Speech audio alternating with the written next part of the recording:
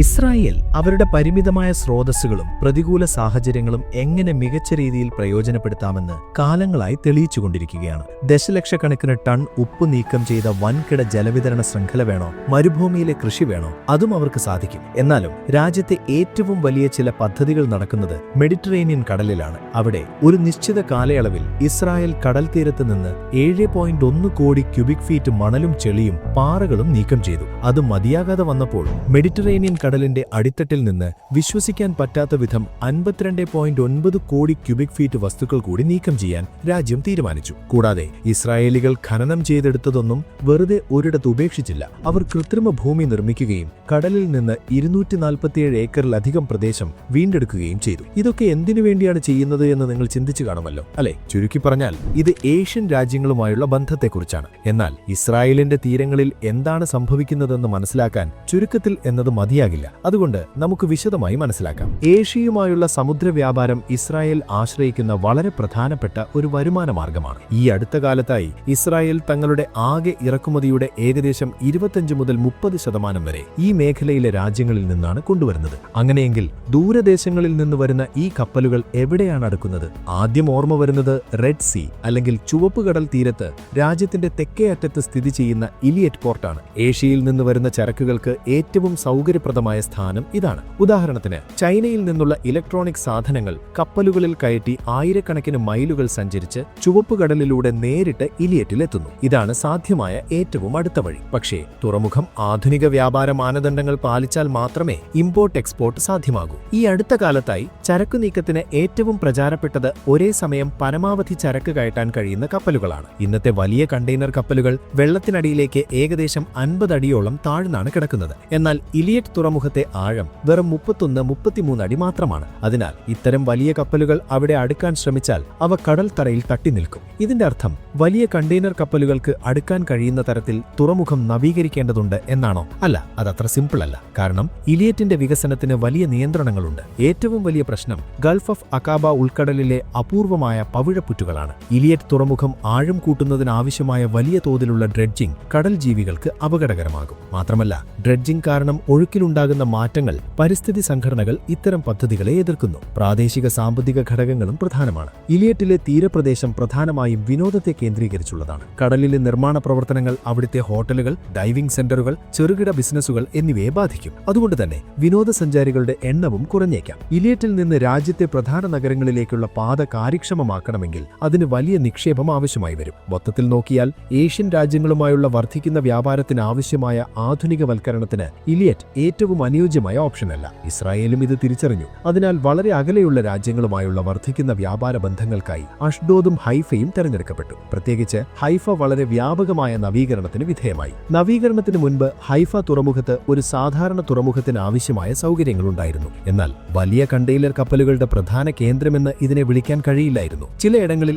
ആഴം 33 മുതൽ 47 അടി വരെ ആയിരുന്നു. ഏഷ്യയിൽ നിന്ന് വരുന്ന വൻതോതിലുള്ള ചരക്കുകൾ കൈകാര്യം ചെയ്യാനുള്ള കഴിവ് അവിടെ ഉണ്ടായിരുന്നില്ല. എന്നാൽ 2015 ഒരു വലിയ ഡ്രെഡ്ജിംഗ് പദ്ധതി ആരംഭിച്ചു. ULCV വിഭാഗത്തിലുള്ള അൾട്രാ ലാർജ് കണ്ടെയ്നർ കപ്പലുകളെ കൈകാര്യം ചെയ്യാൻ കഴിയുന്ന തരത്തിൽ തുറമുഖത്തിന്റെ ആഴം കൂട്ടാനാണ് ഇസ്രായേലികൾ ലക്ഷ്യമിട്ടത്. ആ ലക്ഷ്യത്തിലെത്താൻ ഷിപ്പിംഗ് ചാനലിന്റെ ആഴം 56 മുതൽ 57 അടി വരെ ആക്കാനുള്ള പ്രവർത്തനങ്ങൾ ആരംഭിച്ചു. ഈ ജോലി ചെയ്യുന്നതിനായി ചെയിൻ ബക്കറ്റ് ഡ്രെഡ്ജറുകൾ ഉൾപ്പെടെയുള്ള പ്രത്യേക ഉപകരണങ്ങൾ ഉപയോഗിച്ചു. തുടർച്ചയായി കറങ്ങുന്ന ബക്കറ്റുകൾ ഉപയോഗിച്ച് അടിത്തട്ട് മാന്തിയെടുക്കുന്ന കപ്പലുകളാണിവ. പക്ഷേ ഇത്തരം ഉപകരണങ്ങൾക്ക് സ്വന്തം സ്റ്റോറേജ് സൗകര്യമില്ലാത്തതിനാൽ അടിത്തട്ടിൽ നിന്ന് നീക്കം ചെയ്യുന്നവ അധിക ബാർജുകളിൽ കയറ്റേണ്ടി വരും. ഇക്കാരണത്താൽ ഒരുപാട് ബാർജുകളും ഈ പ്രോജക്റ്റിൽ ഉൾപ്പെട്ടിരുന്നു. കൂടാതെ സെൽഫ് പ്രൊപ്പൽഡ് ഡ്രെഡ്ജറുകളും ഉപയോഗിച്ചു. ഇവയ്ക്ക് സ്റ്റോറേജ് പ്രശ്നമില്ല. ഇവയ്ക്ക് ശക്തമായ പമ്പുകളും നീണ്ട സക്ഷൻ പൈപ്പുകളും ഉണ്ട്. ഇവ മണ്ണും വെള്ളവും കലർന്ന മിശ്രിതത്തെ കപ്പലിന്റെ ഉള്ളിലേക്ക് വലിച്ചെടുക്കുന്നു. സ്റ്റോറേജ് നിറഞ്ഞു കഴിഞ്ഞാൽ ഈ കപ്പലുകൾക്ക് സഹായമില്ലാതെ തന്നെ അൺലോഡിംഗ് സൈറ്റിലേക്ക് പോകാൻ കഴിയും. ഹൈഫയ്ക്കടുത്ത് കടൽ തീരത്ത് നിന്ന് 52.9 കോടി ക്യൂബിക് ഫീറ്റ് മണ്ണും മണലുമാണ് നീക്കം ചെയ്തത്. കടൽത്തിരകൾ കൊണ്ടുവരുന്ന ചെളി കാരണം വീണ്ടും ഈ ആഴം കുറയാൻ സാധ്യതയുണ്ട് എന്ന് നമ്മൾ ഓർക്കണം. തീർച്ചയായും ആ 52.9 കോടി മണ്ണ് തിരികെ വരുന്നതുവരെ ആരും കാത്തിരിക്കില്ല. അതിനാൽ കൃത്യമായ ഇടവേളകളിൽ ഡ്രെഡ്ജിംഗ് നടത്തുന്നു. ഇതേ ഉപകരണങ്ങൾ ഉപയോഗിച്ച് ഇടയ്ക്കിടെ ചെളി നീക്കം ചെയ്യുന്നു. ഹൈഫയിലെ ഡ്രെഡ്ജിംഗ് ഇന്നും തുടരുന്നു എന്ന് പറയാം. അങ്ങനെയെങ്കിൽ കടൽ തീരത്ത് നിന്ന് നീക്കം ചെയ്ത ആ 52.9 കോടി ക്യൂബിക് ഫീറ്റ് വസ്തുക്കൾ എവിടെ പോയി? ഇതിന്റെ ഉത്തരം നിങ്ങളെ ഞെട്ടിച്ചേക്കാം. 17.6 കോടി ക്യൂബിക് ഫീറ്റ് കടലിന്റെ മറ്റൊരു ഭാഗത്ത് നിക്ഷേപിച്ചു. ബാക്കി 35.3 കോടി ക്യൂബിക് ക്യൂബിക് അടി ഉപയോഗിച്ച് ഇസ്രയേലികൾ 207 ഏക്കറിൽ വ്യാപിച്ചു കിടക്കുന്ന ഒരു കൃത്രിമ ഭൂപ്രദേശം നിർമ്മിച്ചു. ബേപോർട്ട് എന്ന അത്യാധുനിക ടെർമിനൽ നിർമ്മിക്കാനാണ് അവർക്കിത് ആവശ്യമായിരുന്നത്. ആദ്യം അവർ ഉൾക്കടലിന്റെ നോർത്ത് ഈസ്റ്റ് ഭാഗത്ത് ഒരു സ്ഥലം തിരഞ്ഞെടുത്ത് ഒരു ബോക്സ് നിർമ്മിച്ചു. ഭാവിയിലെ സൈറ്റിനെ കടലിൽ നിന്ന് വേർതിരിക്കാൻ ചുറ്റും ലോഹ ഭിത്തികൾ സ്ഥാപിച്ചു. ഈ ഭിത്തികൾ വെള്ളത്തെ പുറത്തു നിർത്തുകയും ഒരു വലിയ പൂൾ പോലെ ആ പ്രദേശത്തിനുള്ളിൽ ജോലി ചെയ്യുന്നത് സാധ്യമാക്കുകയും ചെയ്തു. അതിനുശേഷം മണ്ണ് എങ്ങനെ ഉറയ്ക്കുന്നു എന്ന് നിരീക്ഷിക്കാനും ക്രമേണ ഭാഗങ്ങൾ നിറയ്ക്കാനുമായി താൽക്കാലിക പാർട്ടിഷൻ സ്ഥാപിച്ചു. പാളികളായാണ് അവർ കര നിർമ്മിച്ചെടുത്തത്. ആദ്യം മണലിന്റെ ഒരു പാളി കൊണ്ടുവന്നു, പിന്നീട് യന്ത്രങ്ങൾ ഉപയോഗിച്ചത് നിരത്തി, ശേഷം അടുത്ത പാളിയിട്ട് വീണ്ടും നിരത്തി ഉറപ്പിച്ചു. രൂപകൽപ്പന ചെയ്ത ഉയരമെത്തുന്നതുവരെ ഇത് ആവർത്തിച്ചു. വെള്ളം പെട്ടെന്നൊഴുകിപ്പോകാനും മണ്ണുറയ്ക്കാനുമായി ഡ്രെയിനേജ് ചാനലുകളും പൈപ്പുകളും സ്ഥാപിച്ചു. ഭാവിയിൽ മണ്ണ് താഴുന്നത് തടയാൻ ഇത് പ്രധാനമാണ്. മണ്ണ് ശരിയായ ഉയരത്തിലും സാന്ദ്രതയിലും എത്തിയപ്പോൾ അവർ അടിത്തറ നിർമ്മാണത്തിലേക്ക് കടന്നു. കുഴികൾ കുഴിച്ച് വലിയ കോൺക്രീറ്റ് സ്ലാബുകളും ഗ്രില്ലേജുകളും സ്ഥാപിച്ചു. തയ്യാറാക്കിയ ഭൂമിയിൽ ക്രെയിൻ ട്രാക്കുകൾക്കുള്ള അടിത്തറയും റെയിൽ സ്റ്റോറേജ് യാർഡുകൾ എന്നിവയ്ക്കുള്ള സ്ഥലവും ഒരുക്കി. തുടർന്ന് ബേപോർട്ട് ടെർമിനലിന്റെ നിർമ്മാണം ആരംഭിച്ചു. കപ്പലുകൾ അടുപ്പിക്കുന്നതിനാവശ്യമായ ഭിത്തികളും മറ്റ് സൗകര്യങ്ങളും നിർമ്മിച്ചു. ഇതിനു പുറമെ ചരക്ക് കൈകാര്യം ചെയ്യുന്നതിനായി ഭീമാകാരമായ ക്രെയിനുകൾ സ്ഥാപിച്ചു.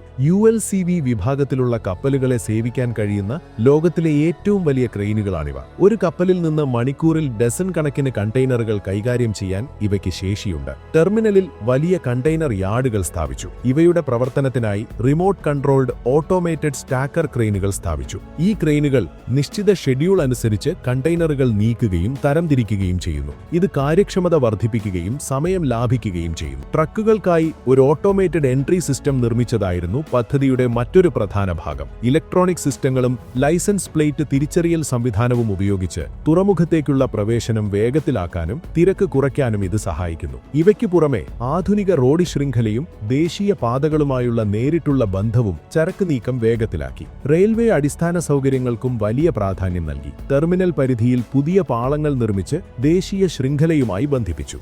ആധുനിക അഡ്മിനിസ്ട്രേറ്റീവ് ഓഫീസുകൾ, ടെക്നിക്കൽ സെക്ഷൻ, വൈദ്യുത സബ്സ്റ്റേഷനുകളും സജ്ജീകരിച്ചു. ഇതെല്ലാം കേൾക്കാൻ നല്ലതാണെങ്കിലും തുറമുഖങ്ങൾക്ക് എപ്പോഴും ഒരു പ്രശ്നമുണ്ട്. കടൽ അവയെ സാവധാനം നശിപ്പിക്കും. വെള്ളം കല്ലിനെയും തേയ്ക്കുമെന്ന് പറയുന്നതുപോലെ ബേപോർട്ടും ഇതിൽ നിന്ന് വ്യത്യസ്തമല്ല. അതുകൊണ്ടാണ് ഇസ്രയേലികൾ മറ്റൊരു വലിയ പദ്ധതി ആരംഭിച്ചത്: ബ്രേക്ക് വാട്ടറുകൾ അല്ലെങ്കിൽ തിരമാല പ്രതിരോധ ഭിത്തികൾ. ഇവയും സാവധാനം തേഞ്ഞുപോയേക്കാമെങ്കിലും നിർമ്മിച്ച കൃത്രിമ ദ്വീപിലുള്ള ടെർമിനൽ സുരക്ഷിതമായിരിക്കും. തുറമുഖത്തുണ്ടായിരുന്ന പ്രധാന ബ്രേക്ക് വാട്ടർ 2890 അടി വരെ നീട്ടി. അതിനു പുറമെ 1.3 മൈൽ നീളമുള്ള മറ്റൊരു ബ്രേക്ക് വാട്ടറും നിർമ്മിച്ചു. വലിയ കല്ലുകളും കോൺക്രീറ്റ് കേസണുകളും ഉപയോഗിച്ചാണ് ഇത് നിർമ്മിച്ചത്. കരയിൽ നിർമ്മിച്ച് കടലിലേക്ക് എത്തിച്ച് നിശ്ചിത സ്ഥാനത്ത് താഴ്ത്തിയാണ് ഇവ സ്ഥാപിച്ചത്. ഈ ബ്രേക്ക് വാട്ടറുകൾക്കായി 43,000-ലധികം കോൺക്രീറ്റ് കത്തകളും 53 ലക്ഷം ടൺ കല്ലുകളും ഉപയോഗിച്ചു. ഈ കണക്കുകൾ ബേപോർട്ട് ബ്രേക്ക് വാട്ടർ നിർമ്മാണത്തിന്റെ വ്യാപ്തി വ്യക്തമാക്കുന്നു. ഇന്നിവ കൃത്രിമ ദ്വീപിനെ തിരമാലകളിൽ നിന്നും ചെളി അടിഞ്ഞുകൂടുന്നതിൽ നിന്നും സംരക്ഷിക്കുന്നു.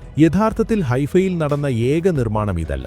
ഇതിനു മുൻപ് 2010-ൽ ബേപോർട്ടിന് സമീപം കാർമൽ എന്ന പേരിൽ മറ്റൊരു ടെർമിനൽ പൂർത്തിയായി. ഇതിനായി 8.8 കോടി ക്യൂബിക് ഫീറ്റ് മണ്ണാണ് നീക്കം ചെയ്തത്. ഇവിടെ 3116 അടി നീളത്തിൽ ബെർത്തുകൾ നിർമ്മിച്ചു. 6 ആധുനിക ഹെവി ക്രെയിനുകളും 12 RMG ഇലക്ട്രിക് സ്റ്റാക്കറുകളും പ്രവർത്തനക്ഷമമാക്കി. ഇത് കപ്പലുകളുടെ ചരക്ക് കൈമാറ്റ സമയം ഗണ്യമായി കുറച്ചു. ഇപ്പോൾ നിങ്ങൾക്ക് തോന്നാവുന്ന ഒരു ചോദ്യം എന്തെന്നാൽ, ഈ ആധുനികവൽക്കരണം കൊണ്ട് ഇസ്രയേലിന് എന്ത് ലഭിച്ചു എന്നായിരിക്കും. പറയാം. ഒന്നാമതായി, ഏഷ്യയിൽ നിന്നുള്ള കൂടുതൽ ചരക്കുകൾ ഇപ്പോൾ ഇസ്രയേലിലേക്ക് എത്തുന്നു. കാർമൽ ടെർമിനൽ വന്നതോടെ 15,500 TEU ശേഷിയുള്ള കപ്പലുകളെ സ്വീകരിക്കാൻ ഇസ്രയേലിനായി. ബേപോർട്ട് കൂടി വന്നതോടെ 18,000 TEU ശേഷിയുള്ള അൾട്രാ ലാർജ് കപ്പലുകളെ സ്വീകരിക്കാനുള്ള കഴിവും കൈവരിച്ചു. 2023-ൽ ഹൈഫ തുറമുഖത്തിന്റെ ശേഷി 15.3 ലക്ഷം TEU ആയിരുന്നു. ഇത് ഷാങ്ഹായ് പോലുള്ള ലോകോത്തര തുറമുഖങ്ങളുമായി താരതമ്യം ചെയ്യുമ്പോൾ ചെറുതാണെങ്കിലും ഇസ്രയേലിനെ സംബന്ധിച്ച് ഇതൊരു വലിയ നേട്ടമാണ്. വലിയ കപ്പലുകളെ കൈകാര്യം ചെയ്യാനുള്ള കഴിവ് പണം ലാഭിക്കാനും സഹായിച്ചു. ചെറിയ കപ്പലുകൾക്ക് പകരം